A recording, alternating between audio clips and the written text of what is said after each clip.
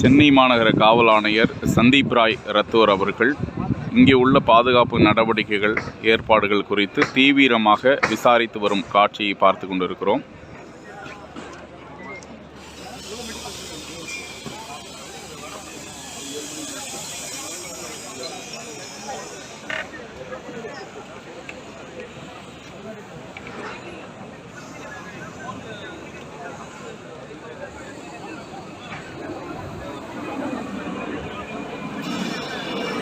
கிண்டி காவல்துறை ஆய்வாளர் அவர்கள் நின்று கொண்டிருக்கிறார்.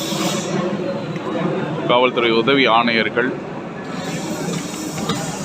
பாதுகாப்பு குறித்து காவல்துறையினரிடம் ஆலோசனை செய்து கொண்டிருக்கிறார். மறுபுறம் ட்ரோன் மூலமாக பாதுகாப்பு இந்த மைதானம் முழுவதும் ட்ரோன் மூலமாக தீவிரமாக கண்காணித்து வருகிறார்கள்.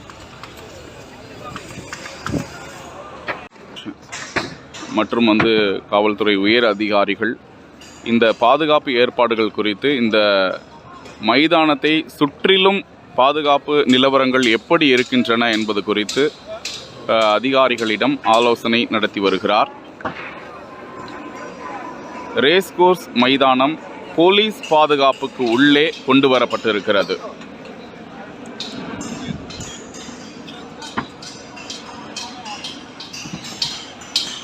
பறந்து விரிந்த மேடை 180 அடி அகலமும் 80 அடி நீளமும் கொண்ட ஒரு பிரம்மாண்டமான மேடை கலைஞர் நூற்றாண்டு விழாவுக்காக கட்டமைக்கப்பட்டிருக்கும் காட்சியை பார்த்து கொண்டிருக்கிறோம். பிரம்மாண்டமான ஒரு திடல். சென்னை மாநகரத்தில் இந்த ரேஸ்கோர்ஸ் மைதானம் என்பது மிகப்பெரிய ஒரு பிரம்மாண்டமான திடல். இந்த திடல் முழுவதும் மக்கள் வெள்ளத்தில் நாளைய தினம் மாலை 6 மணிக்கு மக்கள் வெள்ளத்தில் காணப்படக்கூடிய அந்த தளத்தில் தான் நாம் நின்று கொண்டிருக்கிறோம். பார்த்தீங்க அப்படின்னா திரையுலகத்தினர், முக்கியமான திரையுலகத்தினர், திரைப்பட தயாரிப்பாளர் சங்கத்தில் இருக்கக்கூடியவர்கள், விழா ஏற்பாட்டாளர்கள், பெப்சி அந்த அமைப்பை சேர்ந்தவர்கள் தான் முழுமையாக இந்த பணிகளை மேற்கொண்டிருக்கிறார்கள்.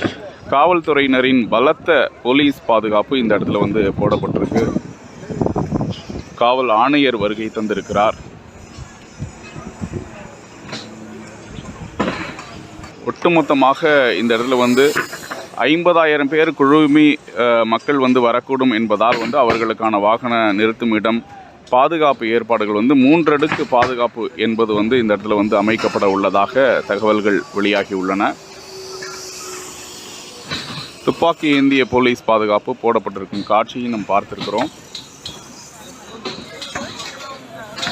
தற்போதே இந்த விழா மேடைக்கான பாதுகாப்பிற்கு காவல்துறையினர் பலத்த பாதுகாப்பில் இருக்கிறார்கள். அன்யூனிஃபார்மிலும் காவல்துறையினர் பல இடத்திலும் அன்யூனிஃபார்மிலும் நின்று கண்காணிப்பை பலப்படுத்தி இருக்கிறார்கள்.